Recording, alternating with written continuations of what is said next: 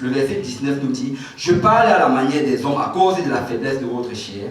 De même donc que vous avez livré vos membres comme esclaves à l'impurité et à l'iniquité pour arriver à l'iniquité, ainsi maintenant, livrez vos membres comme esclaves à la justice pour arriver à la sainteté. De la même manière que tu as livré tes membres à l'impurité et à l'iniquité, livre aujourd'hui tes membres pour arriver à la justice. » Amen. Car lorsque vous étiez esclave du péché, vous étiez libre à l'égard de la justice. Quand tu étais esclave du péché, tu n'avais pas besoin de faire les choses justes. Tu n'avais pas besoin de servir le Seigneur. Tu n'avais pas besoin d'aller évangéliser. Tu n'avais pas besoin de vivre dans la sainteté. Mais maintenant que tu es esclave de la justice, tout change. Amen. Il dit ici, quels fruits portez-vous alors? Des fruits dont vous rougissez aujourd'hui. Car la fin de ces choses, c'est la mort. Mais maintenant, étant affranchi du péché et devenu esclave de Dieu, vous avez pour fruit la sainteté et pour vie la vie éternelle. Sois un esclave de la justice. Tu sais, jour et nuit, tu dois travailler pour la justice. Jour et nuit, tu dois travailler pour ton salut personnel. Jour et nuit, tu dois travailler pour inviter les gens à l'église, pour partager la parole de Dieu. Jour et nuit, tu dois travailler afin que le royaume de Dieu puisse avancer parce que tu es un esclave de la justice. Et tu vois littéralement dans ces versets-là qu'on te présente deux maîtres. Tu as le maître dans l'esclavage du péché qui est le diable, et tu as le maître dans l'esclavage de la justice qui est Dieu. Amen. Et le maître dans l'esclavage du péché, il va te laisser travailler pendant toutes ces années, et à la fin de cela, il va te donner un salaire. Et le maître dans l'esclavage de la justice, il va aussi te laisser travailler pendant des années, et à la fin, il va te donner un salaire. Et le salaire se trouve dans le verset 23. Car le salaire du péché, c'est la mort. Mais le don gratuit de Dieu, c'est la vie éternelle en Jésus-Christ notre Seigneur. Donc alors que tu étais en train de travailler pour le diable, il avait prévu à la fin de te donner un bon salaire de mort dans le feu éternel. Alors que le Seigneur aujourd'hui, il a prévu de te donner un bon salaire de vie éternelle avec lui dans l'éternité. Dans Romains chapitre 1, verset 1, et dans plusieurs autres épîtres de Paul, il commence toujours de cette manière-ci. Paul, serviteur de Jésus-Christ, appelé à être apôtre, mis à part pour annoncer l'évangile de Dieu.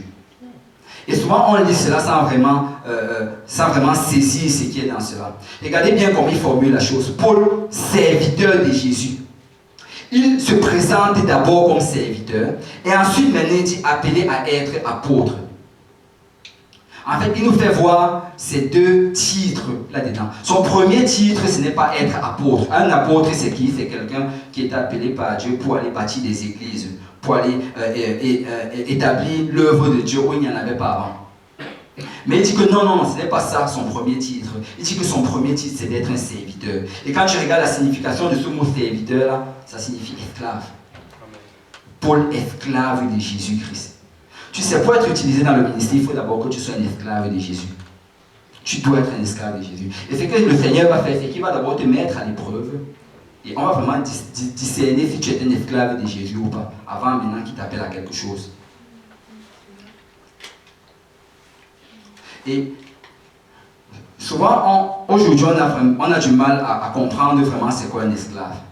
Mais si tu regardes vraiment, si tu analyses vraiment, tu vas réaliser que les caractéristiques d'un esclave sont ceci. De un esclave n'a pas d'agenda. Il n'a pas d'agenda. Il ne peut pas dire que, ok, aujourd'hui je fais ceci parce que demain je dois faire cela, après je vais voyager pour aller là, à tel endroit, et après je vais me construire une maison wifi, après je vais me marier. Non, un esclave n'a pas d'agenda. C'est le maître qui fait son agenda. Si le maître dit que, ok, à partir de maintenant, tu vas habiter ici et tu ne bouges pas d'ici pendant un mois, il ne va pas bouger. C'est ça un esclave. Amen. Amen. Et quand tu viens au Seigneur, pour savoir si tu es vraiment un esclave de Dieu, regarde si tu as un agenda. Est-ce que tu te dis que, Seigneur, si tu ne me donnes pas un mari jusqu'à telle date, c'est que je vais commencer à regarder dans telle église qui se trouve dans mon pays. Est-ce que tu commences à faire des agendas pareils? Est-ce que tu te dis, oh Seigneur, si je ne trouve pas le travail jusqu'à tel moment, je vais aller dans telle autre ville. Quand tu es en train de faire cela, tu es en train d'établir un agenda. Et tu n'es pas en train d'agir comme un esclave. Tu es patron de toi-même. Mais un esclave n'a pas d'agenda. Et comme je vous racontais tout à l'heure mon témoignage par rapport à cela, le Seigneur va d'habitude, il va te mettre à l'épreuve, il va te mettre une situation où tu vas réaliser, où tu vas faire tes calculs et tes calculs ne vont juste pas matcher. Tu vas te dire ok, là c'est impossible. Et dès que tu arrives à l'endroit où tu te dis que c'est impossible, maintenant le Seigneur va te demander ok, qu'est-ce que tu vas maintenant faire par rapport à cela? Est-ce que tu vas décider de toi-même ou bien est-ce que tu vas dire Seigneur c'est impossible mais rien n'est impossible à Dieu, je laisse entre tes mains. Le Seigneur va toujours te tester pour savoir si tu as un agenda. Donc, quel que soit ton agenda aujourd'hui, juste efface ton agenda et laisse le Seigneur faire ton agenda pour toi. Sois un esclave de Jésus-Christ. Un esclave, dans le premier, c'est qu'il n'a pas d'agenda. Deuxièmement, un esclave ne se déplace pas sans l'approbation de son maître. Quand tu es un esclave, là, tu ne vas pas n'importe où sans avoir demandé à ton maître. Tu dois avoir l'approbation de ton maître. Amen. Troisième, un esclave ne mange que la nourriture que le maître lui a donnée. Parce qu'il ne peut pas manger à l'extérieur anyway. Si tu es un esclave, tu manges la nourriture que le maître t'a donnée. Si le Seigneur t'a envoyé d'être dans cette église, mange la nourriture qu'il y a dans cette église. Amen. Tu n'as pas besoin d'aller chercher à gauche et à droite. Parce que je sais qu'aujourd'hui, il y a des gens qui ont des prédicateurs pour chacun des besoins dans leur vie. J'ai besoin de guérison, je vais aller là-bas. J'ai besoin de bénédiction, je vais aller là-bas. J'ai besoin de tel. Non, tu n'as pas besoin de ça. Si tu es un esclave, reste à l'endroit où le Seigneur t'a demandé de rester et mange la nourriture que le Seigneur t'a donnée. Amen. Quand tu es un esclave, tu travailles pour ton maître. Vous savez ce qu'on fait aux esclaves qui ne veulent pas travailler? C'est ça, enlève. Les esclaves qui ne veulent pas travailler, leur espérance de vie est très courte. Un esclave travaille pour son maître. Cherche quelque chose à faire pour le Seigneur. Seigneur, je veux faire quelque chose pour toi. Seigneur, me voici, je suis disponible. Quoi que ce soit qu'il y a à faire. J'ai entendu dire qu'il n'y a pas beaucoup de personnes dans l'équipe d'évangélisation. Je vais me joindre à l'équipe d'évangélisation. J'ai entendu dire qu'il n'y a pas beaucoup de personnes qui donnent les études bibliques. Je veux me joindre à ceux qui donnent les études bibliques. Seigneur, je veux venir à l'église plutôt pour prier. Je veux nettoyer l'église. C'est ça qu'un esclave fait. Amen. Un esclave travaille pour son maître. Donc pose-toi la question, qu'est-ce que je suis en train de faire pour mon maître actuellement? Est-ce que je fais quelque chose pour mon maître? Autre chose, un esclave ne discute pas avec son maître. Ça, c'est encore une autre chose qui va raccourcir ton espérance de vie. Tu ne discutes pas avec ton maître. Quand ton maître a dit que c'est ceci, c'est cela. Il n'y a pas de discussion par rapport à ça. Même si tu ne comprends pas, c'est juste comme ça parce que c'est le maître qui a dit. Vous savez, on ne va pas tout comprendre dans la volonté de Dieu dans notre vie. Il y a beaucoup de choses qu'on ne veut pas comprendre. Souvent, tu vas être malade et tu ne vas pas comprendre pourquoi tu es malade.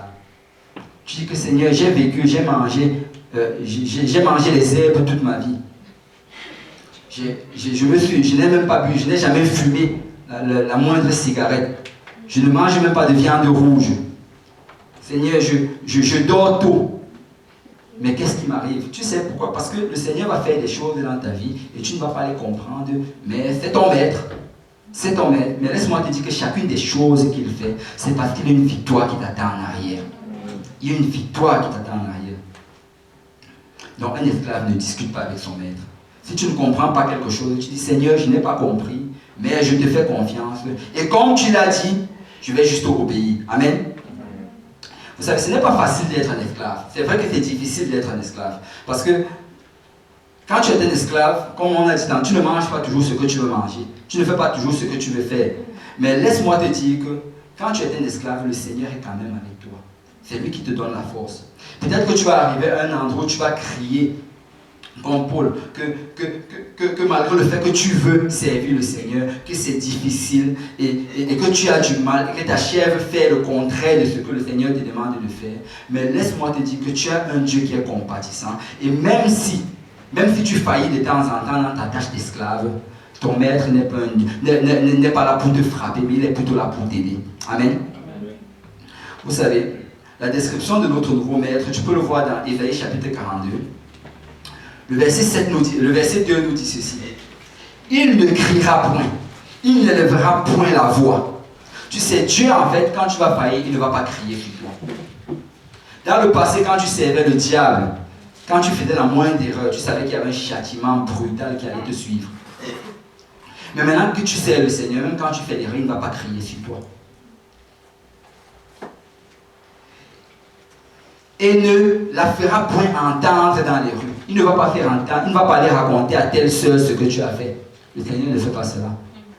C'est sûr que si tu commences à jouer avec Dieu, tu commences à te cacher du pasteur, à essayer de faire les choses dans le noir, et après tu arrives à l'église, tu cours et tu loues avec tout le monde, à un moment le Seigneur va t'exposer. Amen. Mais si tu es sincère dans les choses de Dieu, mais que ça arrive que tu glisses, le Seigneur ne va pas t'exposer. Verset 3. Il ne brisera point le roseau cassé, il n'éteindra point la mèche qui brûle encore. Tu sais, même quand tu es cassé, même quand tu es abattu, le Seigneur ne va pas te briser. Si tu te sens faible, le Seigneur ne va pas t'abattre.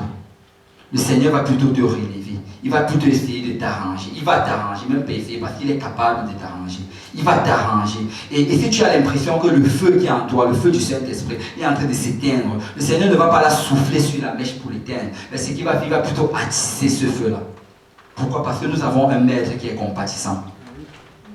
Nous avons un maître. Et vous savez, dans le livre de Lamentations, au milieu de toutes ces lamentations, Jérémie dit ceci. Dans Lamentations, chapitre 3, verset 22, la Bible dit: les bontés de l'Éternel ne sont pas épuisées. Ses compassions ne sont pas à leur terme. Ça veut dire que quoi? Ça veut dire que non, l'Éternel, ces bontés-là, elles ne finissent pas. Il en a en abondance. Il a un grand magasin rempli de bontés. Donc même quand tu tombes, le Seigneur est quand même là pour te relever. Même si tu n'as pas fait ce que tu devais faire, le Seigneur va quand même pouvoir parce que tu lui appartiens, tu es son serviteur. Verset 23, elle se renouvelle chaque matin. Peut-être que peut-être que la veille, tu as fait quelque chose et que tu sentais que, oh Seigneur, ça fait longtemps que tu me parles par rapport à ceci, mais je n'arrive toujours pas, je n'arrive pas à être un bon serviteur. Je crois que là, je suis vraiment arrivé au terme. Laisse-moi te dire que tu vas te relever le lendemain matin, tu vas voir comment elle va se renouveler. Parce qu'elle se renouvelle chaque matin. Peut-être que la veille, tu as bu sa coupe de bonté.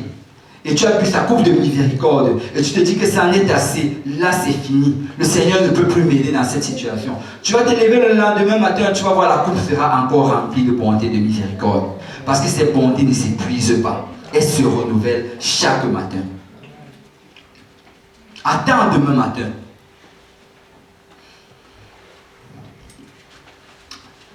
Tu sais, quel que soit ce que tu as fait dans le passé, aujourd'hui même, c'est le jour du salut. Maintenant, c'est l'heure acceptable. Et aujourd'hui, tu peux changer de maître. Tu peux quitter de cet esclavage du péché et rentrer dans l'esclavage de la justice. Tu peux faire 1000 fois plus que ce que tu faisais dans le monde maintenant pour le Seigneur. Tu peux donner plus que ce que tu donnais dans le monde maintenant pour le Seigneur. Tu peux t'engager à 200% dans l'œuvre du Seigneur. Pourquoi? Parce qu'aujourd'hui, c'est le jour du salut. Nous avons un Dieu compatissant. Nous avons un Dieu qui est bon, qui est lent à la colère, qui est riche en bonté. Amen. Amen. Si on peut se lever tous ensemble.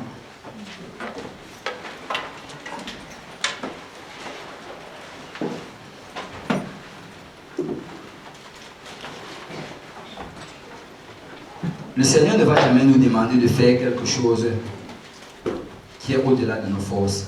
En fait, chacune des choses qu'il nous demande de faire, c'est parce que lui-même, il a déjà fait dans le passé. Quand Jésus est venu sur cette terre, il y a de cela 2000 ans, c'était pour nous montrer l'exemple, comment on fait des choses. En fait, si tu regardes dans la parole de Dieu, tu réalises que Jésus, en fait,